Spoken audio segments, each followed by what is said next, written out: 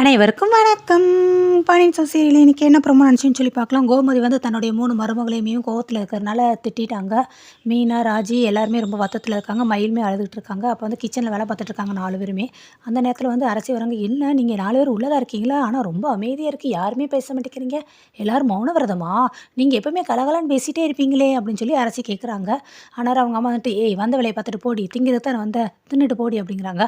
அப்பாடா எங்கள் அம்மா பேசிட்டாங்க. ஸோ எங்கள் அம்மா மௌன விரதம் கிடையாது. என்ன மீனா நீ, என்ன ராஜியா நீ, மயிலுன்னு என்கிட்ட கேட்குறாங்க. நீங்கள் என் கூடலாம் பேசாத, நான் உன்னை மாற்றிடுவேன், இந்த குடும்பத்தை பிரிக்க பார்க்குறேன், நான் முயற்சி பண்ணுறேன், நான் வந்து வந்ததுலேருந்து இந்த குடும்பம் எல்லாமே 2 பட்டுருச்சு அப்படி இப்படின்னு சொல்லி எல்லாம் இதுங்கிறாங்க. ஓ இதுதானா அப்படின்னு சொல்லி அவங்க அழுகுறாங்க. இதெல்லாம் கேட்டுட்டு அரசி வந்து, ஓ இதுதானா, ஏம்மா என்னம்மா பேசி வச்சுருக்க நீ எல்லாரையும், ஏம்மா இப்படி பயங்கரமா நீயா பேசுன அப்படிங்கிறாங்க. ஆமாண்டி நான் தான் பேசினேன், ஏதோ கோவத்துலேருந்தே பேசினேன், தெரியாமல் பேசிட்டேன்டி, சரியா ஓவரா ரொம்ப சீன் போடாதீங்கடி 3 பேரும் அப்படிங்கிறாங்க. என்னத்தை நீங்கள் இப்படி பேசுகிறீங்க, இந்த குடும்பத்தில் வந்து கதிர் நாங்கள் கல்யாணம் பண்ணி வந்ததுக்கப்புறம் கதிரை வந்து மாமா வெளியேற்றினாங்க. ஆமாம் அதுக்கு காரணம் யார், நீ தானே அப்படின்னு கோமதி கோவப்படுறாங்க. நான் தான் சத்தியமாக நான் தான் காரணம். ஆனால் அந்த கதிரை உள்ளே கொண்டு வரதுக்கு முயற்சி எடுத்தது யார், நான் தானே முயற்சி எடுத்து கதிரை உள்ளே கொண்டுட்டு வந்த வீட்டுக்குள்ளே. அப்படி நான் பிரிக்கணும்னு பார்த்தா அப்பயே பிரிச்சிருக்க மாட்டேனா அப்படின்னு மீனா சொல்லிட்டு அழுகுறாங்க. என்னடி அழுகுற, அழுகாம இரு, நீ அழுதினா அப்புறம் எனக்கும் அழுக வரும் அப்படின்னு கோமதி சொல்கிறாங்க. ஏன் இந்த வீட்டில் ஏதோ ஒரு சம்பவம் நடக்கணும், எந்த ஒரு என்ன ஒன்று இருந்தாலுமே நான் என் வீட்டுக்காரங்கிட்ட விட உங்கள்கிட்ட தானே வந்து சொல்லுவேன். என் வீட்டுக்காருக்கு காசு கேட்கணும்னா அவருக்கு தேவைப்படுதுன்னு உங்ககிட்டக்க சொல்லி என்னால் வாங்க முடியாதா என்ன, ஏன் கேட்டால் நீங்கள் கொடுக்க மாட்டீங்க. ஆனால் இந்த மாதிரி நான் ப்ளே பண்ணி அவரை என் பக்கம் வந்து திருப்புறதுக்காக தான் நான் முயற்சி பண்ணுவேனா அப்படி இப்படின்னு சொல்லி பயங்கரமாக ஃபீல் பண்ணுறாங்க. சரி ஏதோ தெரியாமல் பண்ணிட்டேன் போங்கடி, இப்படி தான் நான் விழுந்தியாக இருக்கேன், எல்லோரும் என்னை ஏமாத்துற அழுக. சரிம்மா 3 பேர் ரொம்ப நல்ல பிள்ளைங்க, நல்ல மருமக தான், நான் தான் கோவத்தில் பேசிட்டேன் சரியா அப்படின்ட்டு சிக்கமா போகிறாங்க. ஆமாம் இருமா இந்த பஞ்சாயத்தை முடிச்சுட்டு போ அப்படிங்கிறாங்க. இப்போ என்ன செய்ய சொல்கிற, 3 பேரையும் மன்னிப்பு கேட்க சொல்கிறியா? சரிங்கம்மா 3 பேர் மன்னிச்சுக்கோங்கம்மாண்ணே. ஐயோ அத்தை நீங்கள் எங்ககிட்ட மன்னிப்புலாம் ஒன்றும் கேட்க வேண்டாம், ஆனால் இனிமேல் இந்த மாதிரி எங்களை வந்து இந்த வீட்டு ஆளாக நினச்சி பேசுங்கன்னு. என்னடி பேசுகிற, உங்களை இந்த வீட்டு ஆட்களை நினைக்காம நான் வேறு என்ன நினைக்க போகிறேன் அப்படிங்கிறாங்க. அப்படி நினச்சி நீங்கள் எங்ககிட்ட நார்மலாக பேசுங்க அத்தை, எங்களையும் ஒரு இதாக மதிங்க அத்தை அப்படின்னு சொல்லி மீனா பேசுகிறாங்க. மயிலு, ராஜி எல்லாருமே ரொம்ப சமாதானம் ஆகிட்டு, சரிடி ஏதோ கோவத்தில் பேசிட்டேன், இனிமேல் கோவத்தில் பேச மாட்டேன் சரியா, கோவத்தை கண்ட்ரோல் பண்ண பார்க்குறேன் அப்படின்ட்டு நான் தான் வெள்ளந்தியாக இருக்கேன் அப்படின்னு சொல்லி அவங்க கோமதி சொல்லவும் மீனா, ராஜி எல்லாம் வந்து கட்டி பிடிக்கிறாங்க. உடனே மயிலை பார்த்துட்டு வா நீங்கள் அப்படின்னு கோமதி கூடவும் மயில் இந்த சைடு வந்து ராஜி ஷோல்டர் செஞ்சுக்கிட்டு அவங்க அத்தையை வந்து கட்டி பிடிச்சிக்கிறாங்க. ஸோ 3 பேர் 4 பேர் எல்லோரும் ஈக்குவலாகி எல்லாருக்குமே சண்டை வந்து சமாதானம் ஆகிப்போச்சு. அரசி வந்துட்டு அப்பாடா சரி நான் வந்த வேலை முடியல அப்படின்ட்டு ஒரு டப்பா தூக்கி ஸ்நாக்ஸ் இருக்க போகிறாங்க. சோறு சாப்பிட்ற நேரத்தில் இப்போ எனக்கு உனக்கு ஸ்நாக்ஸ் இப்போ வச்சுட்டு போ அப்படிங்கிறாங்க. என்னம்மா இப்படி பண்ணுற அப்படின்ட்டு அரசி பழகிட்டே போயிடுறாங்க. நெக்ஸ்ட்டு வந்து நைட் ஆயிடுது. அந்நேரம் மயிலெலாம் படுத்திருக்காங்க. சரவணன் பக்கத்தில் இருக்கார். ஆனால் மயிலுக்கு இங்கே பக்குன்னு இருக்குது. ஏன் அப்படின்னா மயிலோட சர்டிஃபிகேட்டு இங்கே வீட்டில் இருக்கிறதாகவும், மயிலோட ஒரிஜினல் நகை இங்கே வீட்டில் இருக்கிறதாகவும், அதை எல்லாத்தையுமே திருடிட்டு போகிறதுக்காக அவங்க அப்பா வந்தக்க மாதிரி அவங்க வீட்டிலேருந்து பிளான் பண்ணியிருக்காங்க.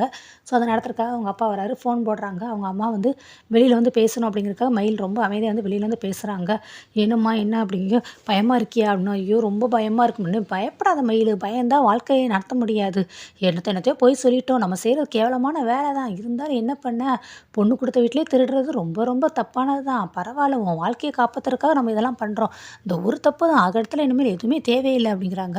ஆமாம் அப்படின்ட்டு அடுத்து அவங்க அப்பாவும் பேசுகிறாரு. அம்மா நீ உங்கள் வீட்டு மெயின் கதவை மட்டும் லைட்டாக திறந்து வை, அது போதும், மீதியெல்லாம் அப்பா பார்த்துக்கிறேன்னு. அப்பா எதுவும் தப்பாக நடந்துடாதப்போ எனக்கு பயமாக இருக்க பண்ண, அதெல்லாம் ஒன்றும் நடக்காது, நீ தைரியமாக இருமா அப்படிங்கிறாங்க. அடுத்து ஃபோனை வச்சிடுறாங்க. முருகா இன்னைக்கு ஒரு நைட்டு மட்டும் நீ எப்படியாவது காப்பாற்றுற முருகன், நீ எதுவுமே உங்ககிட்ட நான் கேட்க மாட்டேன், சின்ன விஷயம் கூட நான் கேட்க மாட்டேன் முருகா அப்படின்ட்டு வேண்டிக்கிட்டே மயில் வந்து உள்ளே போகிறாங்க. யாருன்னு, நான் தாங்க மயிலுன்னு. நீ யாருன்னு எனக்கு தெரியும், நீ ஃபோன் பேசுனீல அது யார் அப்படின்னு சரவணன் கேட்குறாங்க. மயிலுக்கு அதெல்லாம் கேட்டு பயங்கர ஷாக் ஆகிடுது. நான் ஃபோன் பேசுனதெல்லாம் கேட்டுட்டீங்கன்னு. நீ என்ன பேசுனியோ அதெல்லாம் நான் கேட்கல, ஆனால் ஏதோ பேசுகிறதுங்க சத்தம் கேட்டுச்சு, அதை யார் கூட பேசுனேன், அது எங்கள் அம்மா கூடன்னு. அது என்ன உங்கள் அம்மா எப்போ பார்த்தாலும் நைட்டு எல்லாம் தூங்கி முடிச்சதுக்கப்புறம் திருடை மாதிரி ஃபோன் போடுறது, ஏன் வீட்டில் ஆளாக இருக்கும்போது பகலில் ஃபோன் போட மாட்டாங்களோ அப்படிங்கிறாங்க. பகலில் வந்து வீட்டில் ஆளாக இருப்பாங்க, வேலையாக இருக்கும், ஸோ ஃப்ரீயாக பேச முடியாது, அதனால தான் நைட்டு பேசுகிறாங்க அப்படின்னு சொல்லிட்டு அவங்க வந்து சமாளித்து ஓரளவு மேனேஜ் பண்ணிடுறாங்க. அடுத்து பார்த்தா வெளியில் வேறு பழனி படுத்திருக்காரு. அவர் டக்குன்னு திடீர்னு எந்திரிச்சிடாரு. எப்போவுமே தண்ணி மொந்து வைப்போம், அப்போல்லாம் தாகம் எடுக்காது, இன்றைக்கி பாரு தண்ணி மொந்து வைக்கல, ஆனால் ரொம்ப தாகம் எடுக்குது அப்படின்ட்டு சரின்னு கிச்சனுக்கு போகிறாரு. கிச்சனில் போய் தண்ணி குடிச்சு வந்துடுறாரு. அப்பாடா இப்போ தான் தாகம் தேர்ந்துருக்குன்ட்டு வந்து படுக்க வராங்க. என்னடா இது முக்கியமாக கதவை பூட்டாமல் வச்சுருக்காரு, இந்த வீட்டில் தான் ஒரு செக்யூரிட்டி பெரிய உளவுத்துறை வந்து பாண்டியன் இருப்பார், வந்து எல்லாத்தையும் வந்து உளவு பார்த்துட்டு போவார், கதவை பூட்டி இருக்கா, லைட் எல்லாம் ஆஃப் பண்ணியிருக்கா, எல்லாத்தையும் பார்த்துட்டு போவார். இன்னைக்கு என்ன அவர் வேலையை பார்க்காம விட்டுட்டாரோ? இருக்கட்டும், இருக்கட்டும். இந்த பழனி இந்த வீட்ல இருந்தா தான் இந்த வீட்ல இருக்கிற எல்லாருக்குமே பாதுகாப்புன்ட்டு நல்லா டைட்டா கதவ பூட்டிட்டு வந்து படுத்துடுறாரு. நெக்ஸ்ட்டு ராஜி ரூம கட்டுறாங்க. ராஜிக்கு தூக்கமே வரமாட்டேங்குது. என்ன இன்னைக்கு எப்பயும் போல இல்லாம தூக்கமே வரமாட்டேங்குது அப்படின்ட்டு ஃபோன பார்க்குறாங்க. மணி 12க்கு மேல ஆச்சா? அப்படின்ட்டு கதிர் நம்பர பார்க்குறாங்க. என்ன இவன் ஆன்லைன்ல இருக்கான், கால் பண்ணலாமா? அப்படிங்கிறாங்க. கால் பண்ணிடுறாங்க. அடுத்து கால் பண்ணி கட் பண்ணிடுறாங்க. வேண்டாம், வேண்டாம். இந்த நேரத்துக்கு எதுக்கு கால் பண்ண? ஏன் கால் பண்ணேன்னு பாரு. அதுக்கு வேற ஏதாவது கோவிச்சுக்கிடுவான் அப்படின்ட்டு கட் பண்ணிடுறாங்க. திருப்பி கதிர் வந்து பார்த்துட்டு கால் பண்ணுறாரு. உன் நம்பர்லேருந்து எனக்கு ஃபோன் வந்துச்சு. திருப்பி கட் பண்ண மாரி இருந்ததுன்னு. ஆமா, ஆமா. நான் தான் கால் பண்ணேன்னு. என்ன இன்னும் தூங்கலையா நீ? அப்படிங்கிறாங்க. இல்ல இன்னைக்கு என்னமோ தெரியல தூக்கமே வரல. நீ எதுவும் ட்ராவல் பண்ணிட்டு இருக்கியா? அப்படிங்கிறாங்க. இல்ல, இல்ல. ட்ரைவ் பண்ணிட்டு தான் இருந்தேன். இப்போ டீ சாப்பிட்றதுக்காக இறங்கியிருக்கோம். டீ சாப்பிட்டுட்டு இருக்கேன்னு. ஓ! அப்படியா? இப்போ எங்க இருக்கன்னு? உடுமலைக்கு இன்னும் ஒரு 1/2 மணி நேரம் ட்ராவல் தான். பக்கத்துல வந்துட்டோம். அடுத்த கஸ்டமர இறக்கி விட்டுருவேன் நானுன்னு. சரி உடுமலைப்பேட்டையிலேருந்து எப்போ நீ கிளம்புவ? அப்படின்னா கஸ்டமர் இறக்கி விட்டோன்னே கிளம்ப வேண்டியதுதானே. இல்ல, இல்ல. அதுக்கெல்லாம் ஒண்ணும் அவசரம் இல்ல. அங்கேயே கொஞ்ச நேரம் படுத்து நல்லா ரெஸ்ட் எடுத்துட்டு அதுக்கப்புறமா நீ காரை ஓட்டிட்டு வான்னு. சரி அதெல்லாம் நான் பார்த்துக்கிறேன். வீட்டுக்கு எத்தனை மணிக்கு வருவ? அப்படின்னு கேட்குறாங்க. என்ன ஒரு 5, 5:30க்கு வருவேன்னு.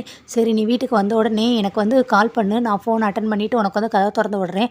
யாரும் கதவை திறக்கல அப்படிங்கிறதுக்காக நீ வெளியிலே வாசலே உட்காந்துட்டே இருக்காத. எனக்கு கால் பண்ணு, நான் வந்து திறக்கிறேன் அப்படிங்கிறாங்க. சரி ஓகே அப்படிங்கிறாங்க. சாப்பிட்டியா? அப்படிங்கிறாங்க. சாப்பிட்டேன். என்ன சாப்பிட்டேன்னு? இட்லி சாம்பார் சாப்பிட்டேன். நீ சாப்பிட்டியா? அப்படின்ட்டு ராஜி கேட்குறாங்க. நானும் சாப்பிட்டேனே. சரி நீ வந்து கண்டதை நினச்சிக்காம நல்லா படுத்து தூங்கு அப்படிங்கிறாங்க. அதெல்லாம் நான் தூங்க போகிறேன் அப்படிங்கிறாங்க. சரி ரொம்ப நேரம் முதுகில் உட்காந்து ஓட்டிகிட்டே இருப்பியே, முதுகில் உனக்கு வலிக்குதா? அப்படிங்கிறாங்க. நினச்சேன் நீ இதை கால் பண்ணி கேட்குறக்காக தான் கால் பண்ணியிருக்கேங்கிறத நினச்சேன். இங்கே பாரு என் உடம்பு இப்போ நல்லா இருக்குது, சரியாயிட்டேன் சரியா, நான் நல்லா இருக்கேன். நான் நல்லபடியாக நிம்மதியாக போயிட்டு வந்து நிம்மதியாக வருவேன் சரியா, நீ என்னெல்லாம் நினச்சி கவலைப்படாத சரியா, நம்ம நிம்மதியாக படுத்து தூங்கு அப்படிங்கிறாங்க. சரி ஓகே அப்படின்ட்டு ஃபோனை வச்சுறாரு.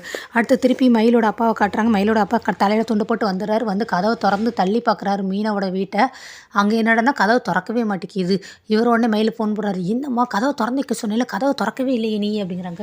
இல்லைப்பா நான் கதவை திறந்து வச்சு தான்ப்பா வந்தேன் அப்படின்னு. இல்லைம்மா நீ பதட்டத்தில் ஏதாவது வந்துருக்கனால நீ கதவை வந்து சரியாக திறந்துருக்க மாட்டா, அதனால் இப்போ இருக்கவா திறந்துட்டு நீ ரூம்குள்ளே போயிரு, மீதி அப்பா பார்த்துக்கிறேன் அப்படிங்கிறாங்க.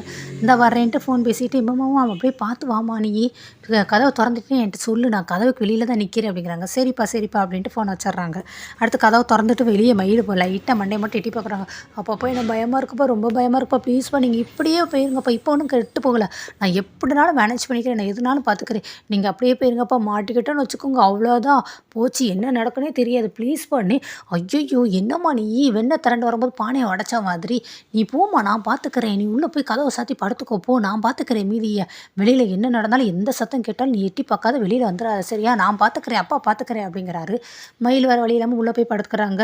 அடுத்த கதையும் திறந்து விட்டுறாங்க. இவர் வந்து உள்ளே வராரு. வந்து பக்கத்தில் பழனி படுத்துருக்காங்க. ஸோ ரொம்ப அமைதியாக நடந்து போகிறாங்க. அந்த பீரோல் இருக்கிற இடத்த நோக்கி கரெக்டாக ஒரு இதை தட்டி விட்டுறாரு.